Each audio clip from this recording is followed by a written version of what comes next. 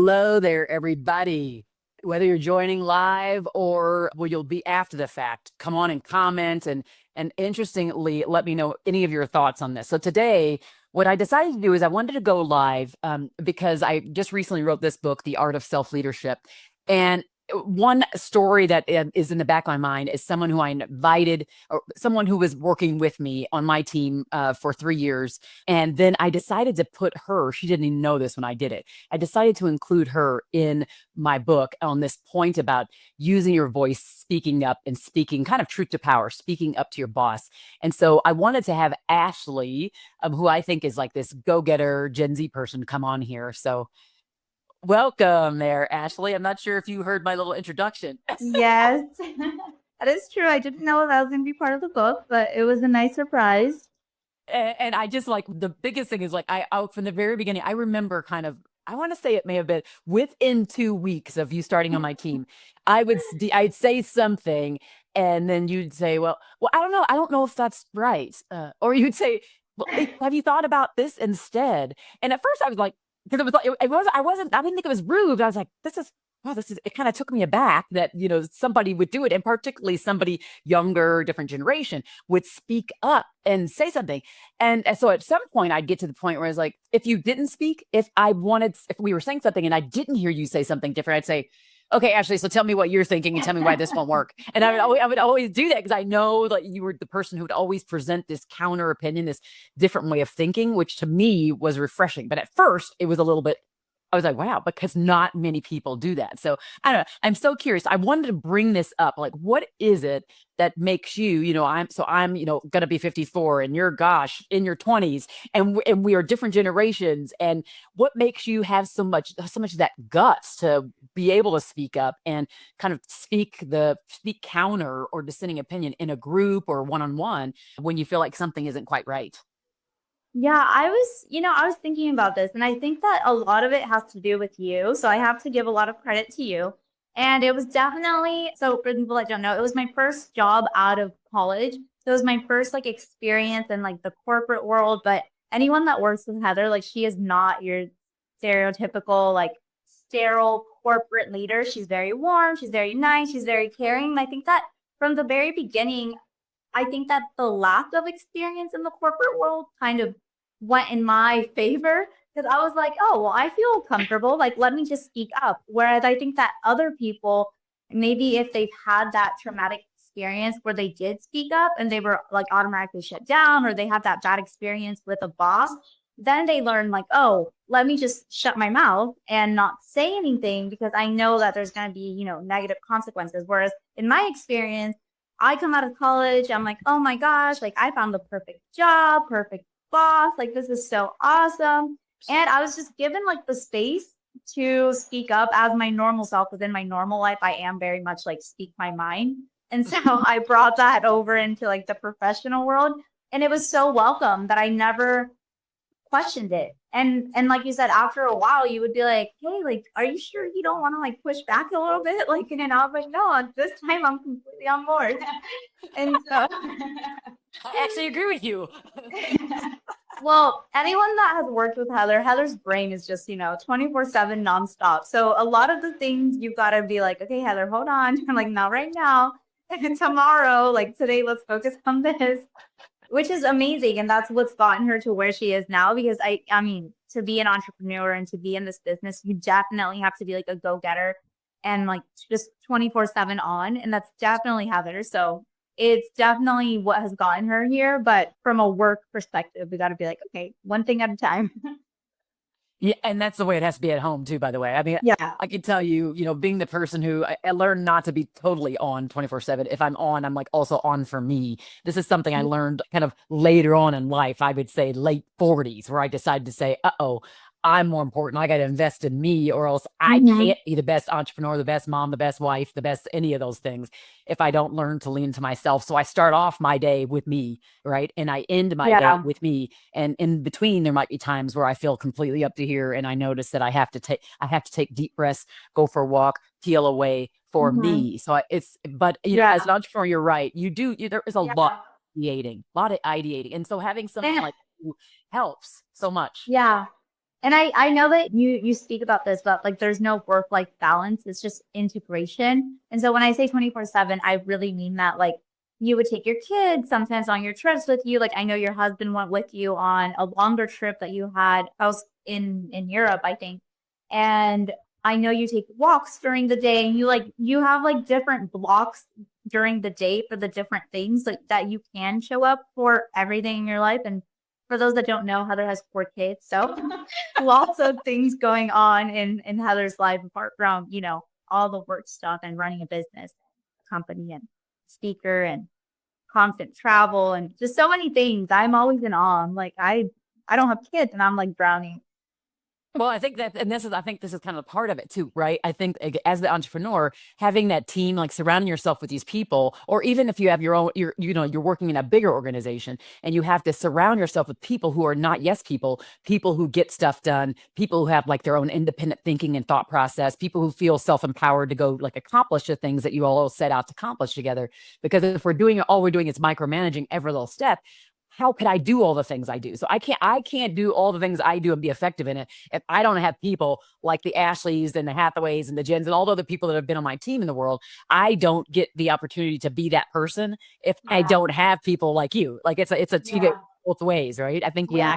we are co-collaborating. We have a partnership way of being, and then we both feel successful if something comes from it, right? Yeah. And the yes man aspect is so important because I think that, especially when you work in a remote setting. So I worked with Heather for 3+ years, completely 100% remote. We only met each other one time in person. And when we met each other, it was like we had just, been working together in person for the last like 10 years. It was so casual and like familiar. But I think that the not having yes man around you, especially in a remote setting, is so important because it's so easy to just be with yourself and with your brain and just put out Yeah. ideas. And then if you don't have like the feedback of a team around you and, people that will kind of like put up the guardrails in their area of expertise, because you're like the strategic brain up here, but then you have like these arms that are, the things and the people that are helping you get to where you're going. And so I think that having people that aren't afraid to not be yes men around you is so important, especially as entrepreneurs. Yeah, and I just see this in any role. I can think of any role that I played. 'Cause I've managed people for 25 years, so I've been a leader of teams for 25 years. And I remember in each of those roles, each time it was like, once I hired you, number one, I made sure I was careful about like who I hired. Yeah. I wanted to make sure there was value alignment. I wanted to make sure they were people who got stuff done. Like I'm a person who only want to be around people who get stuff done, who are self-empowered, who are self-directed, because otherwise, I got to spend a lot of time telling you all the things. And it's like, Yeah. I want you to go take risk and I want people to know. And if you took a risk and it didn't go quite well, I wanted you to say, well, I want both of us to be, oh, well, that didn't work that time. Let's go try it again another time. And I think having that way of thinking when you are a leader of teams is really important, because otherwise I feel like we do feel like we are up to here and we can't, there's no way we can handle it all. But if we've released more of it to the team and know that we've hired the right people and we've empowered them to do what they're, then it just makes it so much easier. I just feel like now we're almost just like we're coexisting Yeah. in like achieving the thing, and we're kind of like living our own lives, but we have an understanding. I remember mentioned this to you before, but and I mentioned this a lot. There's this book called The Alliance by Reid Hoffman. He's the co-founder of LinkedIn, and this book, I mean, I just recommend it to everybody. I really loved it, but it was, and this is probably, I don't know even how many years this came out, maybe 8 to 10 years ago. I don't remember when this came out, but it still applies today. And it's this idea of having like people that you have, doesn't matter if you're in a 20,000, 100,000 person organization, you lead a team of 1,000, doesn't really matter what, a small entrepreneur, but you hire these people and you have this understanding when you come in. So you kind of come to like a meeting of the minds when you first come in, where you are talking to you tell the Hmm. person, okay, here's what, like, I'm hiring you and here's what I think you are going to like really drive home for us in our company. What do you think? I would love for you to work. And you say, yeah, this sounds right along the lines of my career goals too. And I say, well, it's okay. I'm thinking that this may take, a couple years. What do you think? Are you thinking you're on board for that? And they'd say, yeah, I think I could probably do like 18 months or 2 years. Okay, this is kind of how this conversation is going. And then you get to the point, let's say 6 months, and you go, okay, so this is where we're at. I think we're still growing well, and it's getting closer to us achieving it. Do you still feel like that 18-month mark? So I'm continually touching, being like, where are you? And are you feeling good about it? And is there anything else we can adjust? So I'm constantly, if I'm doing that and you're doing it back to me, now we, again, this alliance is stronger and stronger. And that's what I love about, I feel like that's what we had. And the Yeah. way I like to build out teams is like, we have an alliance and we're trying to achieve together. And how much more can you give? And how much more of it do I need from you in particular? You know? Yeah. Yeah. Coexisting in the Trello board, in the Trello universe. Yes. And something that also helps with that is not having a micromanager and having someone that trusts you, because ultimately, if you go through the process, like you said, of hiring someone that you really believe in, you either, you love the way that they think, you think that they're very organized, whatever it is that made them stand out, you have to like put the trust in them too, that they're going to do their job. And I think that's something that we do really well, or we did really well as a team, where it was like, okay, this is what we're doing. This is like the huge project. These are the mini tasks. Like, this is on you. This is on you. This is on you. Clear. Like, this is the date that we're going to get it done by. And like the expectations were so clear and the communication was so good that it almost made it like impossible to not do well at your job. And then as an employee, you feel good because you feel like you're contributing to, like these bigger projects that you're doing. And I know I've mentioned this before, but especially in a remote setting, in the type of like I'm in a different country, totally isolated from everybody else.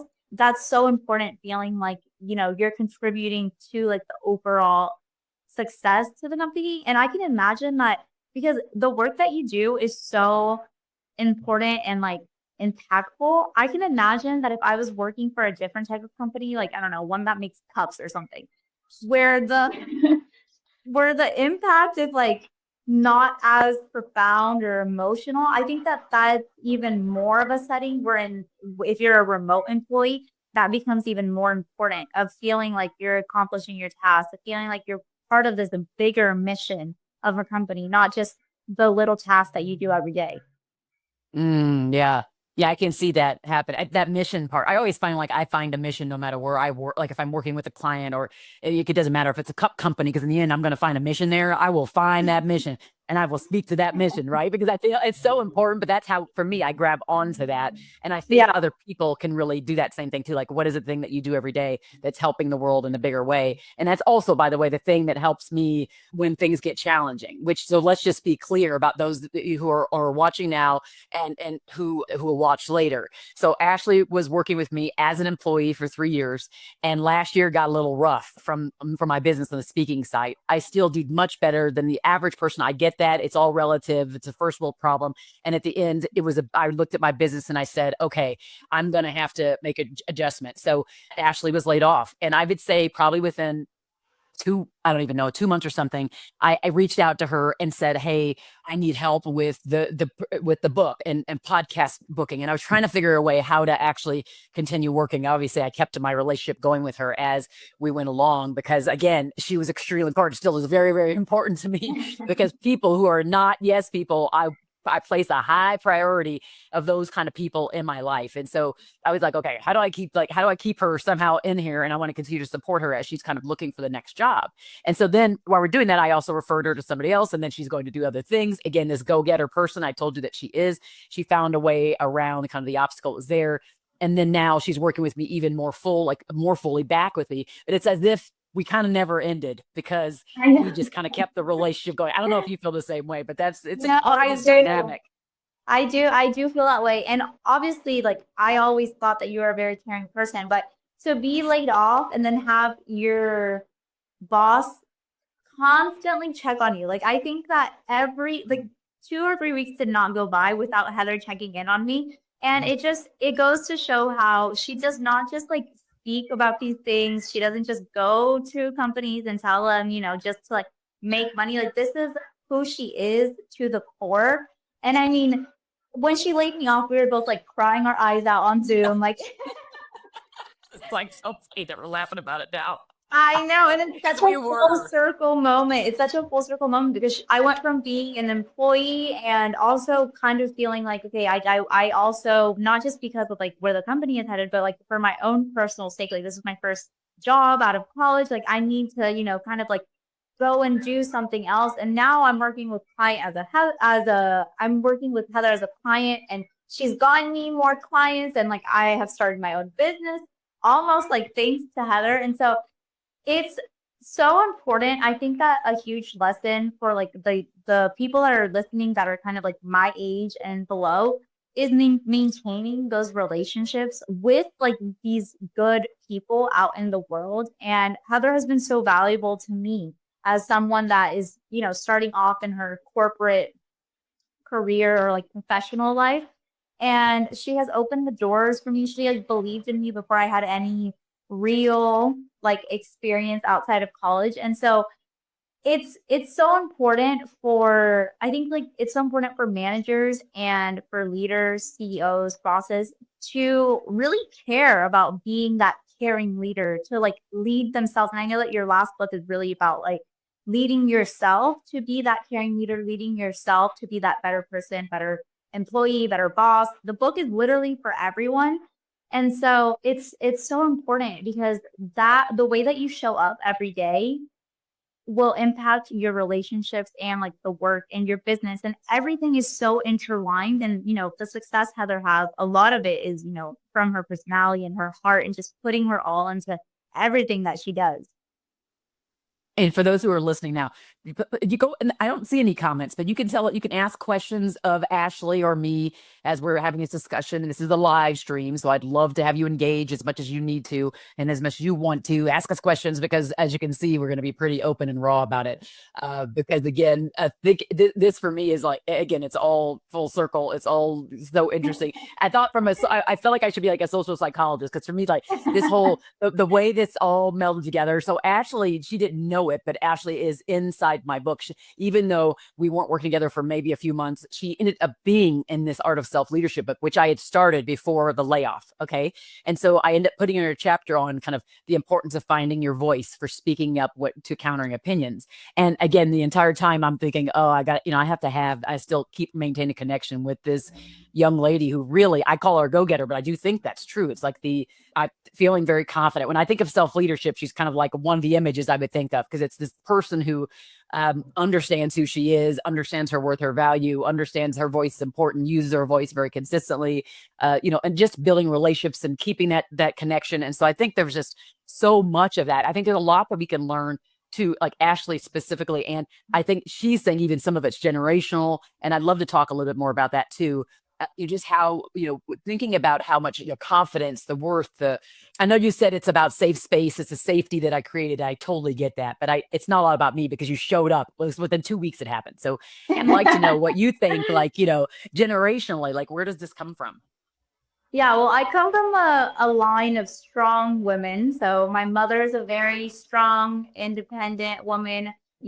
My grandmother was like, kind of like head of household, even though like my grandpa existed, but she was really like the one that took care of everything and everyone. My mom is kind of like that too. So I think that I've grown up and subconsciously it's been, kind of ingrained in my brain, like strong women, and it's all that I've seen. I'm also Dominican. Anyone that knows anything about Dominican women, like they're not very like, subtle or like quiet. We're kind of known for like the opposite. And I have a strong mix because I have very much like the American impact of culture on me, but I still have like my very strong Dominican, like Latina roots in me. So it all and then also I think that, and you and I share this. So Heather's background is much more like I cannot even compare my childhood to hers, but she had a very rough upbringing. And I think that you've also mentioned like you just had something in you that was like, I'm going to be different. I don't know if that's God. I don't know if that's just how my body and brain were put together. Like, I don't know, but something in you just says, I want something different. Like, my life, I see my surroundings and I choose to be different. And I was like this from a very early age. I mean, I remember being young and being in situations and maybe like surrounded by things. I would just be like, I don't want this. Like, this isn't, I want something different. Like, I want something better. And I've always had this kind of just like vision of myself and what I want my life to be. And it's always been in like a positive light. And so I think that whenever you have like this very strong and clear understanding of who you are and what your values are, it's easy to just like kind of put your blinders on and keep going in that way. Like, even this job, whenever I started with you, I was looking for a job that was going to be in a small company with a flexible person. I knew I wanted to leave the country for some time, and I wanted a fully remote job that would allow me to do that and move somewhere for a few months. Of course, my few months turned into a few years. But even with the job, I think in like putting myself through college, I mean, I think there's just something in you, like your intuition, your I don't know if it's like my grandma prays a lot and it just has me protected. And it's something Mm. in you. And you talk about this in the book where part of it is like a logical thing where I've worked on it, I've read books and the type of things that I consume, it's all to be a better person. But then half of it is also like it's just in you. And I don't know Mm. what that part is, but it's just in you. It's the same way where when you see a kid and you're like, oh, like that person's gonna be an athlete. They just have it. Mm. Oh, that's an interesting concept. This that idea. Well, can we talk about? Oh, is this person born a leader? Oh, is this person born like this way, or is it something in it that's nurture? And I can kind of think back for me. I don't. I think it. I'm not sure about the whole born thing for like born there. I think it came out of the environment. I actually believe that who I am today was as the direct result of the adversity I faced. So the Mhm. challenges that I lived in, and I'm the only child, so a lot of it was like I was doing it all by myself. So this like level of self-reliance became there. And then at the same time, the things that happen, and when she said rough, like we're gonna put it, I had a two-parent household for like almost 20 years of my life. So, it wasn't that rough, but it was just again, I mentioned in the book about addiction in my home. I mentioned about the things that are related to kind of racial intolerance in my own family. Just very interesting things. And so I did have to, in my mind, work through those a lot by myself. And so all of the going through that kind of polished me more and Yeah. allowed me to be more crystal in what my purpose was. But I think it was based upon nurture. I do believe I'm a very faith focused person. So I do believe that we all have a purpose and we're on this planet. And so I think the things that I went through, I needed to go through to be the person I am today. And I do believe that's true for everyone else, which so then to that extent, I think that when we're in the middle of it and we're like, this is freaking uncomfortable. I hate this, or why is this happening to me? We need to ask a different question. I think that we're in the middle of it. We need to ask, how can I allow this thing to form me? Yeah. How can I grow from this thing? How can I allow this to let me get closer to my purpose? So I think when you're talking about like it's in you or I have this vision for myself, like that's why the first part of that book is on self understanding. Because I do think that when we Mhm. start to do the hard work, because it's hard work, I think it's hard work. I think it's a Yeah. lot of painful work when I'm like having you go, write out the things that are your fears, the things that are your limitations. When I am having you do that, I'm asking you to go deep. And it's hard. I've done that work. I'm still doing that work. Right. I Yeah. haven't arrived. I've not arrived. And I think that's Yeah. another And I don't think it ever ends. But even everything that you're saying to kind of counter that a little bit, the choice that you made, even being young, and I was also basically the only child because I'm 13 years older than my siblings. So I mean I was like already a teenager once they came into the picture. I think that there's a connection between being the only child and having to be kind of like the parent around the parents or Mhm, being mhm. kind of grown up a lot faster than maybe like the kids around you. And it's so funny. One of my best friends, her dad would always joke with me that I was 13 going on 30. And like that's and I thought it was just so funny, but it really was like that. Like I was a 13-year-old, but I was always so like just clear about what I wanted and just I acted like an adult, not in like, in the way Mhm. of how I carried myself.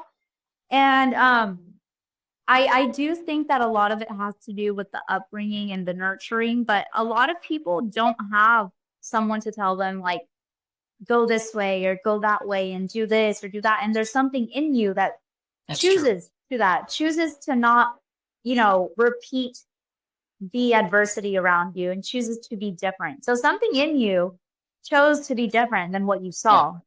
Yep. No That one may told you be, to do I it. think it was the pain. I really do. I think that the pain that I felt, I said to myself, there is no way on God's green earth that I want anyone else to feel this way.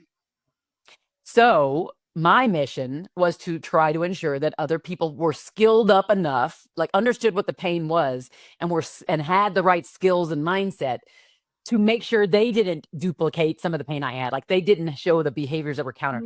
Mm. And I one of the things I want to say is that like I was loved by both my parents. I was like there was love there, so I don't want anybody to be like whoa, whoa, whoa, cry for me. That's not the point here. The Yeah. point is I want you to find that there is this, like I say in the book, there is this golden core that's in us. I do believe it's in every single one of us. And Hmm. how we let that shine outward is completely up to us. It Yeah. really, no one else can stop us from this. It really Yeah. can't. Not if we find our core. And I think that's the key, is that I found my thing is like my giftedness, the thing that was given to me, that someone like one of my very, very best friends, Sarah Elkins, kind of said it. And then over those years to follow it, I discovered it, which was the ability to be both strong and resilient, right? And Yeah. both compassionate, like Yeah. compassionate and all at the same time. So I could be Yeah. the same thing.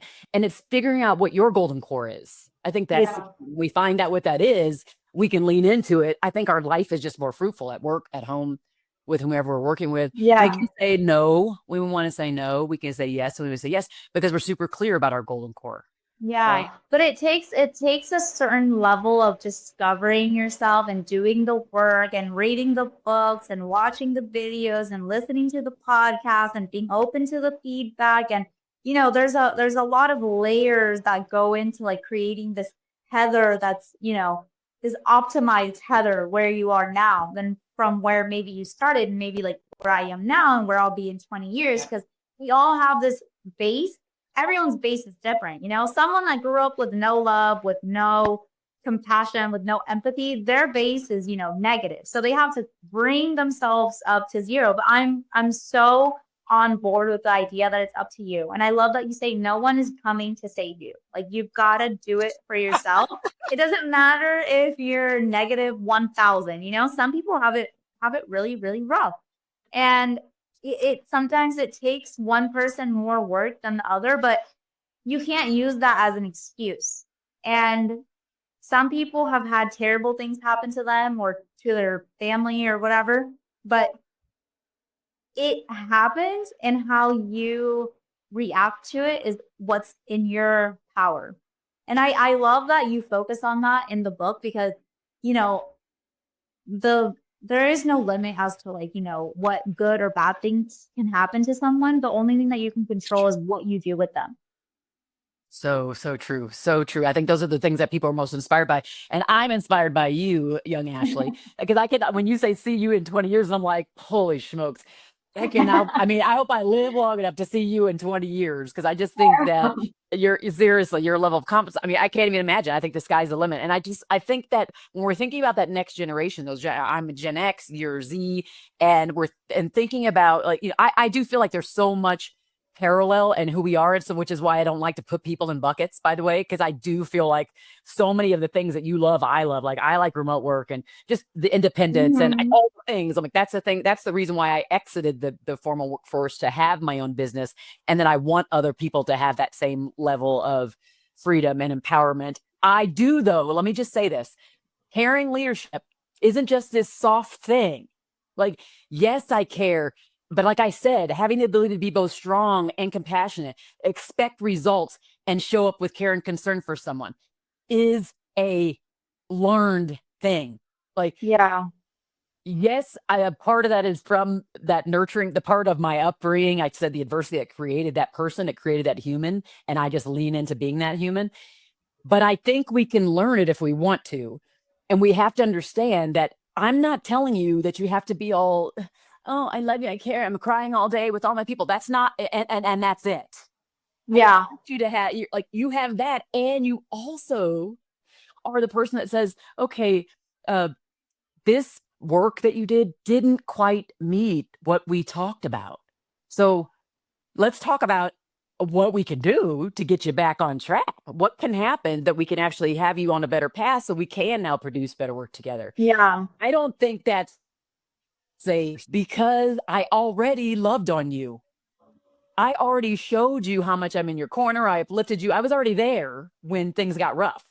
So when I have to come to you and say, this wasn't really the right thing, or or how you acted on that call, or whatever it might be, if I have to help you course correct, I'm coming from a place of care. So Yeah. caring leadership isn't just like this or this, it's this and this. I have expectations. I want you to be accountable. I'm accountable to you. You're accountable to me. Let's go get shit done. Like, I seriously, that's what I'm about. But you can do both sides. Yeah, and it's so funny that you said earlier that Sarah Elkins told you that's your golden core, mixing that soft with the hard, and that's, what your whole theme of like all your keynotes, all your books, it all goes down to caring leadership. And the name itself, I mean, leadership by itself, like that you need to have those hard conversations, hard skills, tell people no, tell people yes, lead. And then the caring, like, caring is that softer. When you mix them together, you get what you're saying, the caring leader. And anyone that has worked with Heather, she is very nice, but she expects you to do your work. She is very caring. Like, she'll tell you, like, oh, you need to take a day off, no problem. But like tomorrow, let's get back to it. Like, like on the Trello board. And so Heather was a very compassionate, very empathetic, very nice with me during, I mean, my grandfather died. That was like a whole process. He was battling with cancer for a long time. And for so many times that I had to just like run out of my house and like take him to the hospital. And she was so understanding with all of those things. But I also made sure to show up and do my part. Maybe I wasn't doing it, at 8 a.m., but I would do it later in the day, or I would come in earlier the next day to make sure that I was also doing my work. And so I think that that's where when you treat someone with care, they're willing to even like go above and beyond for you because you appreciate that and you respect that they don't have to do that for you, but they're choosing to treat you like, a human, like you say, not just another employee. I love that. Who anybody out there in the world? I see there's some people out there live. I don't know who's out there. You'll tell me at some point. But if you're out there and you're feeling that, like that last thing that he just talked about, just this idea of showing up for compassion when they need you, when someone needs you, and also at the same time expecting, like, just did you ever have anybody like that you worked with? Are you that person? Do you aspire to be that person? I was talking to a group a couple days ago in New York, and I was saying, like, I talk about this idea of caring. You might think it's about feeling, and it is about producing a feeling in other people by your actions. So it's taking you from a place of feeling to a place of action, like not just talking about it, but actually doing it. So I say, in my goal is that I don't want you just to be thinking and you're like feeling this caring leadership thing. I want you to embody the caring leadership thing. I want you to be a caring leader, which again means you have clear expectations. You give people guardrails so they're not flailing. You uplift them. You are leading you and taking care of you, right? So there's all these concepts inside of there. And so it's all the things. And so And if are you you those people? And if you're not that person, to think about kind of on the other side, I think that's something that happens too, maybe when you work in like a big corporate company. I know that happens in all industries, but when you work in a big company, I think that sometimes the time that it takes to climb that corporate ladder, you kind of forget, like when you were starting off, or maybe I know a lot of people, like, especially like lawyers in those big law, they were treated poorly. So it kind of becomes like the culture where the new people get treated poorly. And it's like, just think about how you felt when someone did that to you and choose to be different and choose to not continue this culture of, treating like the beginning employees or the new employees a certain way because it makes the world of a difference. And if you're not that type of leader, to do the work, read self leadership, and start to recognize. And I think that one of the biggest parts is being open to be like, well, maybe I do need some help in this area, or maybe I'm not being as good as I can be in this certain area, and that's okay. That's part of growing. Part of growing is understanding that everyone's base is different. One person's going to be a lot more caring than the other. One other person's going to be a lot more organized, but you've got to do the work to get to where you want to go I and love looking at the that. priority. Yeah, I love it. One of the things I think about, I'm going to put this on the screen. I guess Augustin Perez put this on there. I love the bond you've created with each other, the trust, trusting, respect, and it's so true. And I think like just know that that is though that takes effort. Like you have to have a Yeah. commitment in your head, like this desire to be this person. You have to have a commitment to kind of be the person consistently. Am I perfect? No. Did I drive her nuts? Yeah. Like the thing is this is not, we're not trying to paint this perfect picture. I'm sure I drove her nuts too. Right. But there's like this balance that's there of like, Yeah. how much is, which one was worse or which one was better or whatever. And I think the key Yeah. is no matter what I was doing, she knew like there was just so much passion. She knew there was so much Mhm. care there. And the other way, when she would say things to me, about like something, an idea I had, which again, I had cockamamie ideas and I still do to this day all the time. And she'd say, I'm not sure you're thinking about that right. I love the way she'd say that. Or she'd like, I don't know, I've seen things differently or whatever. And I thought, okay, here, let me hear it. Give it to me, because I Yeah. wanted someone to help me fix my thinking. I needed someone to help me just fix it because my thinking would be in a silo. So I needed to get out of the silo. And so I Yeah. always wanted to be like, I want people around me who are going to be like, that is stupid. I don't even care if they say that. Even if they say that, I don't think that doesn't make a lot of sense. Yeah. I think you're right. I am completely fine. I'll be like, okay, why is that? Yeah. Why is that Which doesn't sound right? which is important to point out that not every single person will be kind of like me, able to speak up and voice their opinions. And for those people, something that you would even do, maybe on the days where you felt like I was a little bit more quiet than I would normally be, you would literally in a meeting be like, Ashley, what is your opinion on this? And so it opens it up to where even if you have someone that's very shy or timid, they're going to give their opinion because you're putting them in the spotlight. And Mm-hmm. the more that they do it, the more they'll build up that confidence to speak up to a point where like you and I now can have, an hour-long conversation just going back and forth. And there's no really like filter where you feel like, oh, like I might say the wrong thing or like my boss might get upset if I say this thing. And so as you have more and more of those interactions, you build up that confidence and you build the relationship on both ends where from top down and like bottom up where there's more trust built within the relationship and within the team. So much. There's so much. We did. I know we are committing to a two-part series on this because I think there's so much when we think about generations, when we think about remote work, the fact that we've been worked together for over 3 years and you were in another country, and our relation, and you can see that it's our bond is very, very strong. So you think about those kinds of things, and then all the freedom to speak up. I think there's an angle I want to pursue on the second part of this discussion. And it is this thing that's happening in our world right now, which is kind of like I'm gonna go ahead and div this the cancel coddle culture. Okay. So it's this concept of we have over coddled the workforce by executive leaders or people that are in bigger organizations, whatever that you're hearing in the world right now, that we have over coddled and that we need to pull the heck way back and do like the opposite. Get your butt in a seat. I don't care about how you're feeling about this. Who cares about DEI? All the things that we're hearing on the cancel coddle culture front. I want to hear it from your generation. So we're going to put that on to the next part of this, which will be on next week. I believe you said it's going to be February 27th. So we'll do a little promo for Mm-hmm. that and let everybody know that.